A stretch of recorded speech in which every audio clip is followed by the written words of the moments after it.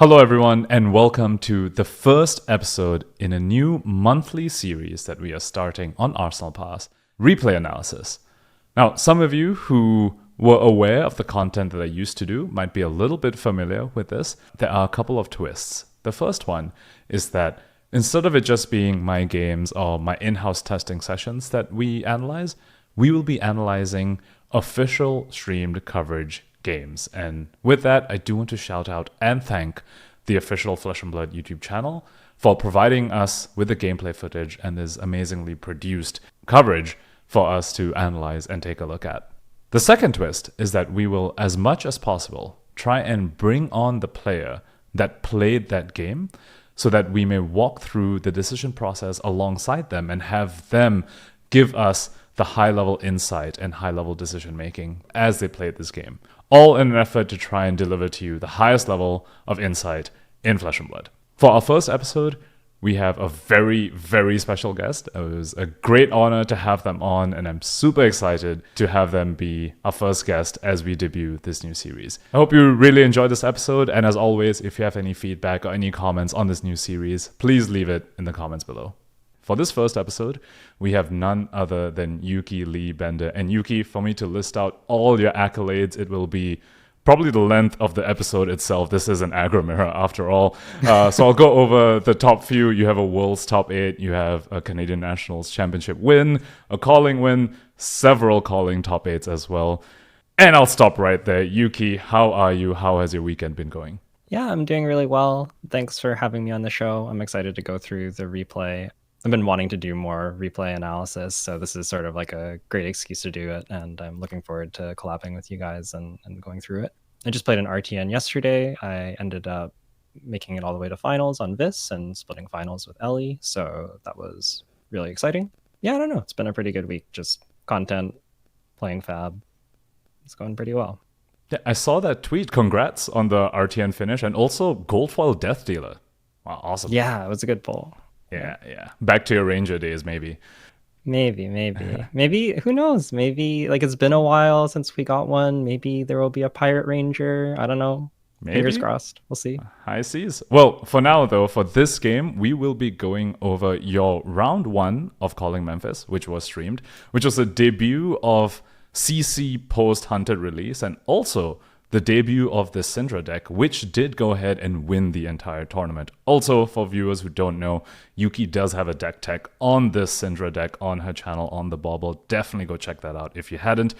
So Yuki, before we start the gameplay, what are your thoughts on the matchup that's across from you right now, which is Aurora?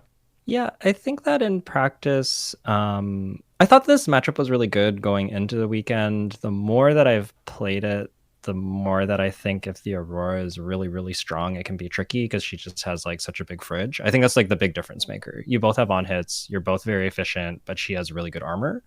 And if she kind of blocks perfectly and shuts down your mask and just kind of keeps drawing consistently and not bricking, it's a tough matchup.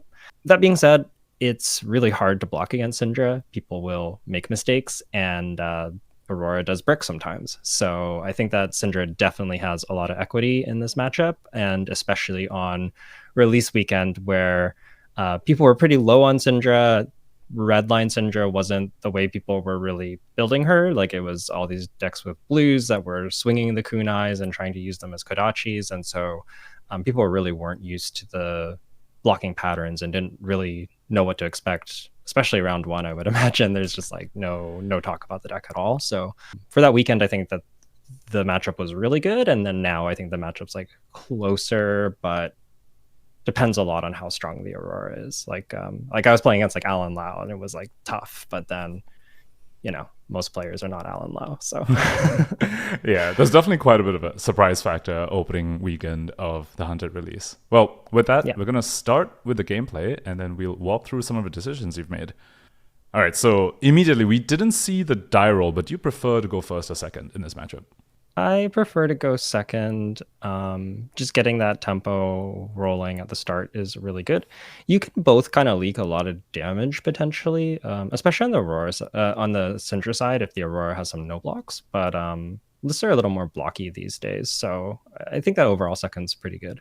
In this hand, I actually have two starters. I have Ignite and a yellow brand with Cinderclaw, and then I have Blaze Headlong and Burning Blade Dance as extenders. And my goal here is to threaten Mask as much as possible, but ideally try to arsenal a starter. And I want to arsenal that brand because I don't actually have any fealty yet. So I'm hoping to land that in arsenal. If I need to send it to push a Mask trigger, I can. But the nice thing is I can go Ignite with Dagger to get the first two chain links. People are usually pretty inclined to take those because they don't really want to block a 2 and a 1. And then I can put the Burning Blade Dance as a 3 on the third chain link, which is often a pretty clean block. And then I can push the breakpoint with the Blaze Headlong on 4 after flicking. It's sort of like my idea behind this turn when I plan it out. If they gave me Lightning Greaves here, I might choose to flick and then Blaze Headlong and make them deal with that 4 for the breakpoint. But yeah, just going for the 2-1-3 and then kind of setting up that block. And then you kind of want to give them like harder and harder questions. You say, okay, you want to block the first one? Now I'm going to give you an even harder one when Mask is online. So I have a question about this Burning Blade Dance as a third chain link as well, because this is the one that's threatening Mask, right? So typically, wouldn't you want to put the breakpoint on this one, or did you just have the soul read that your opponent had the Sigil of Suffering here? I don't really have the soul read, but I think that basically your opponent's always going to have to block twice if they want to block Mask out. And if they do have a D react and they just want to block with one D react, like this is the spot that they're going to use it, if that makes sense. They kind of have to block the third chain link no matter what. So if they only want to block with a D react, you're going to get kind of like +1 value out of that. And if they want to cover this up, then they still have to deal with the 4. So I think usually putting your smaller number first and then your bigger number afterwards is kind of the way I prefer to go about doing this. But yeah. And you were totally rewarded for that here, right? With the Sigil of Suffering overblocking one, exactly like you said. And then we see the Aurora Fridge diff coming up here, exactly like what you called out before we started looking at the gameplay. Opponent just putting a clean 4 block in front of Blaze Headlong. And with how quick this matchup goes, it may seem like the Aurora's like using the equipment super aggressively, but I mean, when the game is only like 4 or 5 turns long, it's like totally fine, right? Yeah, and I think really picking these spots when I think that's the biggest difference between really strong Auroras and other ones is just like really picking those spots when the equipment is the most useful and identifying those spots where actually I can block with 2 cards this hand and that's okay. And kind of picking when to do that's important. But I do get that starter in Arsenal, which is really nice. I could send the 2, but there's no point. With a 5-card hand, I'm so much more threatening, and that's kind of what I'm going for here. So there's some arcane damage, which I can't interact with. I don't have AB, and even if I did, the deck's all reds. And there's no real on hits, so I'm not super incentivized to block here so long as my hand converts, and my hand's pretty decent. I have a Oath of Loyalty, Burning Blade Dance, a red brand, a yellow brand, and another yellow brand in Arsenal. So I'm sort of like flush with starters. I can do some blocking, but a lot of them are kind of 2 blocks, and the Oath still comes in for 4 rather than 3. So unless there's an on hit here, I'm really looking to just go wide and push Mask triggers and kind of wait in the chain. Aurora has some nasty on hits, like Snatch comes to mind, and those Dragon Scalar Flight Paths are kind of the perfect card to line up to, you only really get one equipment block as Cindra, so blocking out that Snatch is really good. I don't remember what they end on here. They end up arseling. Funnily enough, if they had the Snatch here, you might not even be too scared of it, right? Because of the Rabble. And sometimes like the Rabble revealing Current Funnel off the top, you're like, sure, you can draw that, like maybe. I want to come back to the AB, the talk about AB here. I believe when you played this match, you didn't have AB in the list, but you have since added Arcane Lantern as your 1 AB piece for Kano matchup, I believe. AB1, Spell Void 1. Suppose you were to play the matchup again with your new list where you have Arcane Lantern. Would you even bring it in though? No, I don't think you can really bring Arcane Lantern in anywhere except for Kano.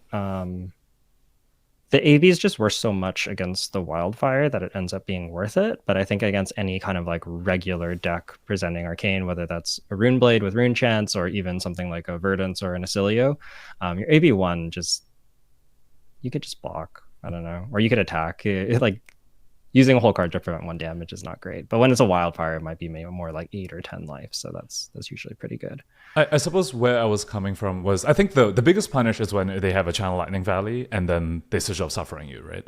Like that would be the Yeah. biggest spot where you'd want the AB one. But you're just trading one card for one card in that sense. You're stopping the card draw, but you give up a whole red.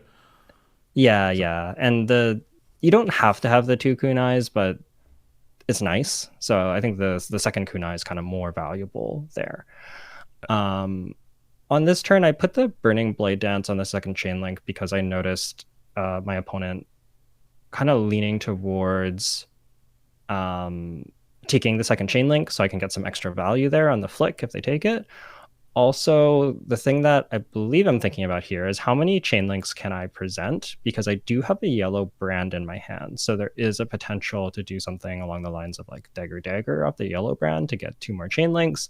And then I can keep pushing Mask and actually force like 2 more blocks. I could do like Dagger, yellow brand from Arsenal, red brand from hand, something like that if I really wanted to force that Mask trigger. And I'm trying to think about if that is worth it. They do have some armor to give, and the armor on the kunais is pretty good, but yellow brand for 2 or dagger for 2 is the same value. So, working through that armor is kind of something you got to do, and I'm pretty happy to do that. And I do end up taking this line, which I think I agree with. Yeah. And here's where the decision to bring Lantern or not could actually be relevant, right? Because when you swing double dagger, you are committed to ending your turn with at most 1 dagger because you flick 1 and you can only buy that 1 back. So if you had a Lantern, well, firstly, you wouldn't even be able to double dagger, but also every time you swing the dagger, it's you only go back to like 1 dagger or sometimes even 0 daggers if you just had the Lantern, right? Like if the other slot was a Lantern. Yeah, exactly. The big advantage to having 2 daggers is you can just kind of freely flick it, even if you can't buy it back, and then you're fine going off a dagger. And then in some spots you can dagger here. It also turns on your specialization, the legendary, the Wrath of Retribution. So all of that's really good. And I do get to push through the Mask here after demanding a whole bunch of armor, which is a huge win for me. I think ideally from the Aurora perspective, if you can cash in the armor and deny the Mask, that's what you want. So me getting the armor and the Mask here feels really good. And I get a Art of the Dragonfire as the card that I draw. I don't have resources for this. I didn't float it off the vest, and I think the life totals are high enough that I shouldn't be here. Sometimes later in the game you can, if you really notice like I haven't used any, but in this spot I'm pretty happy to just arsenal that card. Yeah, you don't have any fealty right now, and you have also seen 3 brands so far, 2 yellows and a red, so you really need to try and find a fealty generation here at this point to try and get that off, right? Yeah, ideally that's the case. If Art of Dragonfire's played as a 5, it's still okay. Like it's still essentially a 0 for 5 off of the chess piece, which is fine. It's like a lava burst. So it's not the end of the world, but ideally I would have that fealty generation there. Unfortunately, my next hand doesn't really do that for me. I have a Shelter in hand as a D-React, and then I have a Ronin Renegade, so a good starter. I have Hot on their heels, which can mark if they allow me to, if they don't block. And then I have a Wrath of Retribution, which I'm not very set up to actually use this turn, just because I don't have both daggers. Ideally, you have both daggers, and then you can play 3 chain links, play the Wrath, and then go from there. So I started to say no blocks on this Flittering Charge, waiting to see what happens, knowing that CLV is an option. And we do see the CLV come down, and I get to Shelter. And from here, there's a question of if I want to block out. And I think that I can pretty comfortably block here, considering that there's only the Starfall for 2 and then a follow-up, and I still have my equipment up. So I'm trying to think exactly like how I want to block this and what my turn looks like. But ideally I can find some kind of way to navigate this turn where I block out and kind of start setting up my Wrath of Retribution, which is something you have to sometimes do with that card. It's very powerful, but you need to get that correct game state for it. And it is a little bit awkward here. So ideally you want full 5 cards with that Wrath and both your daggers up, right? Before you resolve the card. Yeah, it doesn't necessarily have to be 5 cards, but I think you want to be able to play it without pitching for it. And you want both of your daggers to be up so that you can swing the daggers and get it as a 0 for 7. It's awkward if you have to use like a dagger as a starter because then you miss out on a dagger swing later. Then it's something like a 0 for 5.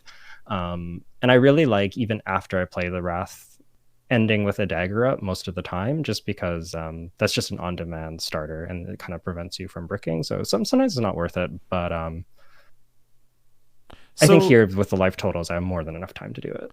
So speaking of trying to block out your opponent's turn, your opponent is representing 2 in the Starfall and a potential 4 in hand, right? That's like typically the Aurora thing. You are committing to block the Starfall, but at this point, if your opponent sends a 4, you would have to give up the Wrath of Retribution setup, or like what would the plan be if your opponent sends a 4 after a Starfall? Like that's probably what you're thinking, right? Yeah, that is what I'm thinking about. I'm trying to figure out exactly like what the best option is. And I think that because the Art of the Dragonfire is such a good finisher, I sort of get to put them in a spot where if I block this, they're not that incentivized to send their last card because they want to Arsenal to push their CLV, and they kind of know like I have Dragon Scalar Flight Path. So I think that they can send this card, but ultimately like it's pretty likely that they block it out. If they block it out, I probably have to give up that Wrath of Retribution and just like throw out one of my 3s and just sit on my Art of Dragonfire, which is still a 0 for 7. I don't lose that much. But they don't block it, they don't send it out. So instead, I'm able to just kind of play a setup turn, and I've kept the starter to do that here. So my plan was to block with the Wrath and the Boots if they do it, and just send the starter. And the nice thing about this is if they don't send it, I can flick the dagger, get the resource that I want, play the Art of Dragonfire as a 1 for 5, and then I've done like a 2-card 9. The only scary part is I don't have a starter, and I have the Wrath in Arsenal, so it might take me a full another turn cycle to be able to play this Wrath. But the card's strong enough that I'm willing to do it, and the deck does have quite a few head jabs. Also, with CLV being up, there is a possibility I'm just blocking out on the next turn as well, depending on if they give me cards, how threatening their turn seems, all of that. But yeah. I think that blocking decision was actually also really cool. Like you brought up your opponent's incentivized to not send a 0 for 4, also because you're a Cindra, right? And they see that you only have 3 cards remaining, and your most powerful hands or your most threatening hands are where you threaten Mask. But with only 3 cards, it's very difficult for you to threaten Mask twice. Like there's new block like one of the cards. You can't. So they are super incentivized to be like, oh, you're gonna have a weak turn, so I'll just set up. And you sort of like juice them by saying, okay, cool. I didn't want you to send that anyway because I didn't want to give up this Wrath, which is a very cool like mind game thing happening there. Yeah, absolutely. And I think the important thing in those spots is just to make sure you have a play either way. So like I could just block and then send the 3 and sit on the 0 for 7 and be pretty happy, or I could do the play that I did if they do force me to block, and either situation I'm reasonably happy. And I think that's like one of the important things is if you're playing those mind games, it's good to do, but make sure you have a plan for either scenario. Here they do start with a burn up shock, so that makes my decision about whether I want to block out the CLV super easy. I would say that like be careful committing too much to blocking out CLV just because they could end on like an Arcanic Shockwave, and then I guess I have to be able to get value out of the card, but if they could show you like Shockwave with Lightning Press, you take an Arcane, it's like, well, all that was for nothing. So you got to be a bit careful. But yeah, I draw into a hand with Wax On, Oath of Loyalty, Fire Tenet, and another Fire Tenet, as well as the Wrath of Retribution, which is pretty awkward. The Oath doesn't work with the Fire Tenets. This Wax On gets a really nice block though on the E-Strike, which is great. But yeah, the Oath of Loyalty doesn't really have Draconic cards to go with it. It is a starter, but I can't play any of the other cards in my hand. And then I'm also not going to be getting my daggers back on this turn. There's kind of just no way. I guess I could play the Oath and pitch 2 Fire Tenants, but that's horribly inefficient. So probably just looking to do a little bit of blocking here. There is a Snatch coming in for 7. And at this point, I'm really looking at just blocking this out. Like, yeah, like my hand is not that functional anyways, so covering the 7 is just kind of nice, and there's still that burn up shock to block out. So even though I don't have to block out the CLV, I do want to block out that burn up shock, and things are just like, I don't know. Like there's a world where I get Lightning Press there, but I think you just take that chance and block out that burn up shock on a hand that was otherwise just not super playable for me. I was gonna say it's more than just the burn up shock that's like incentivizing you to block, because that hand was just one of the rare bricks Yeah. that Cindra has, right? Oath of Loyalty with no other Draconic cards, and you have no daggers as well. So you kind of need to, Mhm. in a sense, go through the quest of getting your daggers back first before you can have a strong turn, and that turn was definitely not it. And if there's no on hits, like maybe I just block the Oath and send 2 head jabs, but when there's a Snatch and a Burn Up Shock, it's just, okay, you got me. Yeah, and so they're drawing a lot of powerful cards with the Burn Up Shock and the Arc Lightning, but as soon as I see this, I go, okay, that's 2 cards out of your hand, so your ability to push Mask is a lot, or pushes Burn Up Shock is a lot worse now, and you're showing me a current funnel, so again, your ability to push is like not that great. My hand, once again, kind of awkward. I have a Shelter, which covers this 4 really nice. I have 2 Breaking Points and a Blaze Headlong. So honestly, I would be pretty happy to block with the Shelter, block with the 2 Breaking Points. That'd be 10 block in total. And then just play out this Blaze Headlong. And that would be like pretty good. So they're coming in. Yeah. So they're coming in for 4 go again. I know that they have the current funnel as well. So it's going to be 4 into 2. And I can pretty cleanly block this with the Breaking Point and the equipment. Yeah, at this point, the And hand then, is completely face up. So you just, yep. Yeah. So it's nice that I'm getting to block in a spot where my hands kind of want me to block anyways, and I'm actually able to cover the Burn Up Shock. That feels like something definitely going in my favor here. Shane is getting a lot of chip damage thanks to the Arc Lightning, which I can't really interact with. So the life totals are getting a lot closer here as a result, and getting to like do the grass, Rune Chan. Like it's a lot of damage. I'm not thrilled to have bricked twice, but if I am going to brick, Burn Up Shock's definitely the time to brick.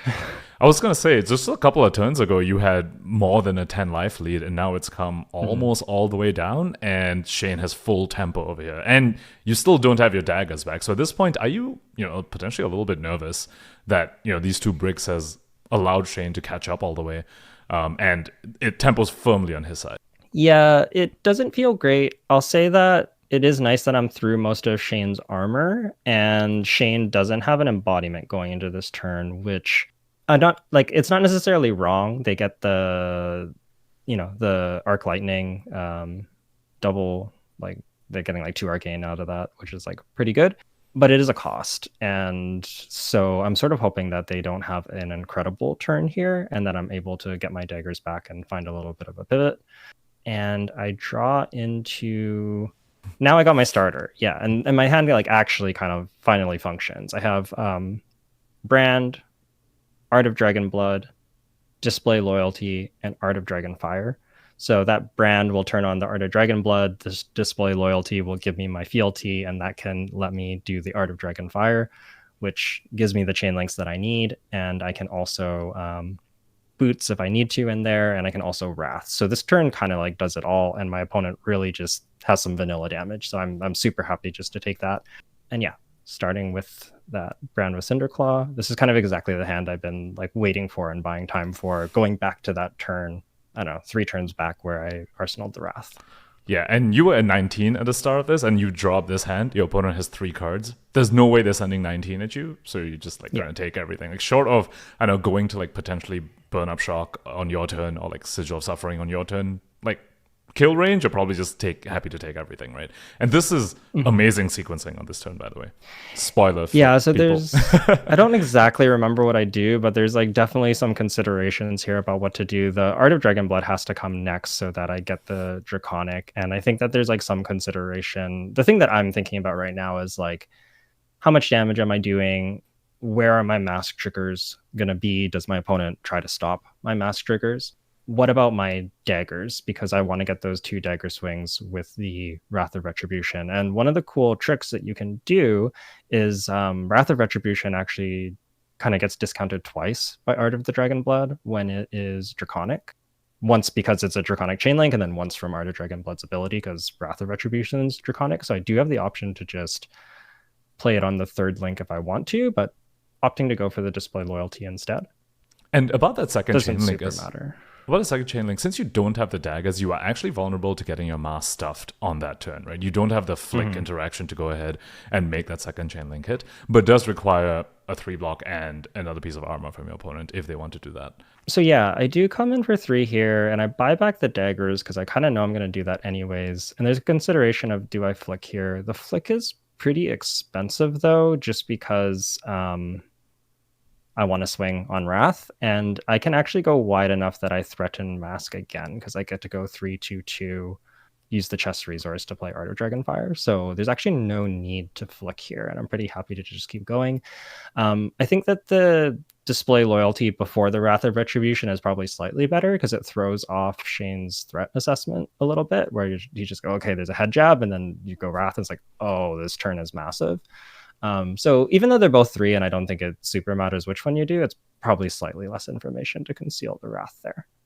Yeah, I gotta come in with the dagger for 2. And something nice and very neat about Art of Dragon Blood is that it cares specifically about draconic actions, action cards. So these daggers are free from Wrath, but they don't eat the Dragon Blood like free resource.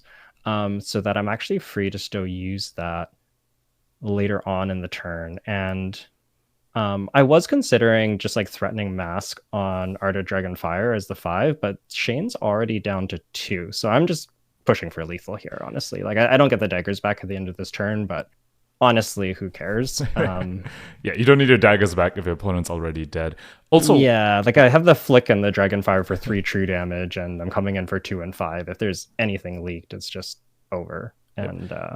And you didn't even need a dagger to hit because of what you were talking about, the Art of Dragon Blood, still discounting this Art of Dragon Fire once you pop the fealty. I also want to quickly point out the neat little trick with Dragon Scale of Flight Path that we saw there. You activated it after the dagger had already hit because it's an instant and a lot of people might not realize it. It's not an attack reaction. It's not like Snapdragons. Yeah. You can totally activate it after your attack is already hit and you have more information. And then you activate it and swung the dagger again. Yeah. So it's a nice trick, especially when you're pushing Mask and Momentum. That trick is really handy, but yeah, you can also use it to conceal a bit of information on the second dagger swing for specifically the Wrath of Retribution turn. That's really kind of the main spot that you do it. So yeah, I think the only thing I would do differently on that turn if life totals were higher would try to end on a kunai. Like I might just like break the boots, swing kunai twice or something, or end on the Art of Dragonfire and threaten Mask, something like that, and leave one kunai up so that I'm not, I don't know, back to where I was with no starters again. But yeah, when the life totals are that low, you can just go for it. So. Yeah, because that's a potentially risky place you're ending on, right? No daggers, and if they block out your Mask, then you also don't have an arsenal. And if you draw one of those break hands again, like your double breaking point D-react hand, then you kind of just see all tempo again. So yeah, that's definitely incredible insight. Yeah, with that, I mean, you got your round 1 win, debuting this fantastic Cindra deck that you brewed. Thank you again for coming on for this replay analysis. Your insight and expertise definitely very, very valuable to me, and I hope the viewers as well. Before we sign off though, and before we, end this video, gonna give you some space to plug anything you want to plug and advertise your stuff, advertise your content. Where can people find you? Yeah, thanks for having me. It was a lot of fun doing this. You can find me at On the Bobble on YouTube. We have a YouTube channel, so the deck tech is up on there. We also have a Patreon, patreon.com/onthebobble.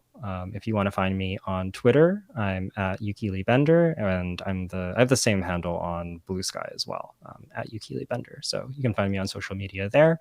We also have a podcast, On the Bobble podcast. It's on most of your platforms, so Spotify, the Apple and the Android ones, and yeah, so you can pretty much find it anywhere that you need. So yeah, if you want to check us out, you can check out any of those links, and thanks again for having us on. Of course. Thank you for coming on. And that was episode 1 of Arsenal Pass Replay Analysis. Hope you all enjoyed it, and we will see you in the next one.